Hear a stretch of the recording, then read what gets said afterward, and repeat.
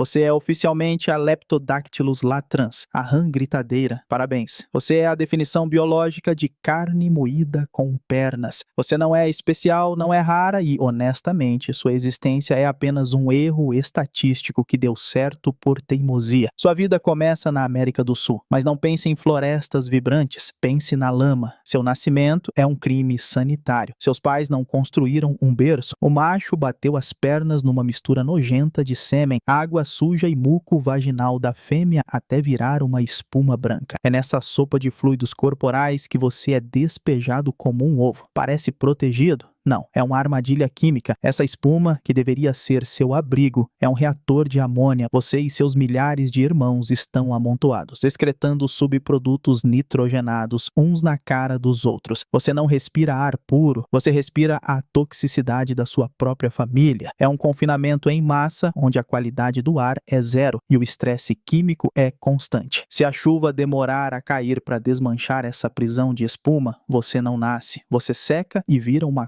crosta de proteína morta, colada na lama como um chiclete velho. Mas digamos que a chuva venha, você cai na água como girino? Ufa, claro que não. Agora começa a irmandade da fome. Seus irmãos não são seus amigos, são seus competidores e, se você bobear, sua primeira refeição. A evolução te deu uma boca voraz não para comer algas pacificamente, mas para devorar o irmãozinho ao lado que cresceu um pouco mais devagar. O canibalismo não é um acidente, é o plano A. Você precisa transformar a genética da sua família na sua própria massa corporal antes que uma libélula te transforme em suco. Estatisticamente, vamos ser honestos, você já está morto. Sua vida segue a curva de sobrevivência tipo 3, o que na linguagem dos dados significa massacre absoluto. De cada 1000 ovos que seu pai bateu naquela espuma nojenta, talvez um chegue à idade adulta. Você não é o escolhido. Você é o erro de arredondamento que sobrou no fundo da planilha. Enquanto você tenta nadar com esse corpo de gelatina, o charco vira um buffet livre. Ninfas de libélula e besouros aquáticos olham para você não como um ser vivo, mas como uma bolsa de Capri-Sun. Eles têm mandíbulas que perfuram sua pele macia e te sugam vivo. Você nem tem ossos para dificultar a digestão deles. É só sugar e jogar a casca fora. E se os monstros não te pegarem, o sol pega. A poça onde você vive é uma bomba relógio. A água evapora, a concentração de sal e amônia sobe e você entra numa maratona desesperada contra a dessecação. É uma versão biológica de Jogos Mortais. Esqueça a magia da Disney. Para você, isso é trauma puro. Seu corpo entra em colapso controlado. Você precisa absorver a própria cauda através de apoptose celular. Basicamente, você come a si mesmo de trás para frente. Seu intestino se rasga e se refaz, e seu sistema imunológico desliga temporariamente. Você vira um ser imunossuprimido, deformado e vulnerável, rastejando para fora da água, não como um vencedor, mas como um sobrevivente mutilado cheio de sequelas. Vamos ser sinceros, você nem sabe quem você é. Sua identidade é um pesadelo burocrático que os cientistas chamam educadamente de confusão taxonômica, mas que na prática significa ninguém se importa o suficiente para te diferenciar. Por décadas você foi chamado de Leptodactylus ocellatus. Depois mudaram para Leptodactylus latrans. Vivem te confundindo com L. shakensis ou L. macrosternum. Sabe por quê? Porque você é a definição de um NPC genérico num videogame de baixo orçamento. Você faz parte de um complexo de espécies crípticas. Isso é um jeito chique da ciência dizer que por fora você é tão original quanto uma folha de papel em branco. Existem várias linhagens diferentes no seu DNA, grupos que não se misturam há milhões de anos, mas externamente. Vocês são todos iguais, idênticos, uma massa verde pardacenta sem personalidade. A evolução olhou para o seu projeto e disse: ah, tá bom assim, não vou gastar criatividade aqui. Isso se chama estase morfológica. Basicamente, seu corpo é uma prisão evolutiva. Seus ancestrais encontraram um formato que não morre imediatamente no ambiente hostil da América do Sul e travaram nele. Qualquer tentativa de inovação, de ficar mais bonito, mais rápido ou diferente, resultou em morte. Então você é uma cópia da cópia da cópia, presa num loop eterno de mediocridade visual. Você não tem características marcantes. Sua camuflagem é ser esquecível. Você é um plágio de si mesmo que dura milhões de anos, e não pense que essa estabilidade é sinal de perfeição. Longe disso, seus registros fósseis vão até o Plioceno. Você viu a megafauna inteira surgir, dominar o continente e desaparecer. Preguiças gigantes, tigres, dentes de sabre, cliptodontes blindados. Todos eles eram majestosos, especializados e impressionantes, e todos morreram. Você ficou, mas não porque você é melhor, você ficou porque você é a barata dos anfíbios. Sua estratégia de sobrevivência é ser um tanque de guerra generalista. A evolução olhou para você e disse: vamos fazer um bicho que não é ótimo em nada, mas que aguenta ser miserável em tudo. Você é o Severino da natureza, enquanto outros animais se especializaram em correr muito ou caçar com precisão. Você se especializou em aguentar o tranco. Frio, você aguenta. Seca, você aguenta. Fome, também. Mas o preço disso é alto. Para ser esse generalista indestrutível, você sacrificou qualquer chance de conforto. Você é um veículo 4x4 sem amortecedor. Sua anatomia óssea é a mesma há milhões de anos, otimizada apenas para absorver impacto e continuar se arrastando. Você não viveu através das eras glaciais. Você sobreviveu a elas, provavelmente com dor nas juntas, fome crônica e comendo qualquer porcaria que a extinção em massa deixou para trás. Você é a prova viva de que na natureza a mediocridade resistente vence a especialização brilhante. Você é o funcionário público da evolução, impossível de demitir, mas ninguém sabe exatamente o que você faz de útil. Você acha que vencer a fase de Girino é uma vitória? Que nada, é só a entrada para o nível mais doloroso do jogo, a metamorfose. Esqueça o conto de fadas do príncipe. O que acontece com você é um filme de terror corporal. Seu corpo entra em colapso proposital. Você começa a digerir a própria cauda através de apoptose. Isso mesmo, você come a si mesmo de trás para frente para reciclar proteína, enquanto seu intestino se rasga inteiro para deixar de ser vegetariano e virar carnívoro. É como fazer uma reforma estrutural num prédio enquanto ele ainda está habitado. Durante esse processo, seu sistema imunológico entra em greve. É a tal da imunossupressão sistêmica. Você fica ali, meio girino, meio rã, incapaz de nadar direito e incapaz de pular, totalmente aberto a qualquer fungo ou bactéria que queira fazer morada na sua pele. Você é um alvo biológico ambulante com a placa fechado para balanço. E quando você finalmente vira um juvenil, o tal do imago, a vida não melhora. Você é uma miniatura desajeitada de um adulto, sem a força e sem a experiência. Seu esqueleto ainda está calcificando, mas o instinto te manda pular. E cada salto é um microacidente de trânsito. Suas articulações recebem um impacto brutal, muito maior do que seu peso. Você não está saltando para a liberdade. Você está inaugurando sua osteoartrite precoce. A dor nas juntas não é uma doença da velhice para você. É o preço do ingresso na vida terrestre. Mas calma, o design inteligente da sua vida tem mais uma surpresa. A roleta russa das mutações. Lembra daquela água parada onde você cresceu? Ela não estava só suja, estava cheia de larvas de trematóides. Esses vermes, especificamente do gênero Riberoia, têm um fetiche doentio pelos botões das suas pernas quando você ainda é um girino. Eles se insistam ali e bagunçam a planta baixa da sua anatomia. O resultado? Você chega à adolescência parecendo um monstro de filme B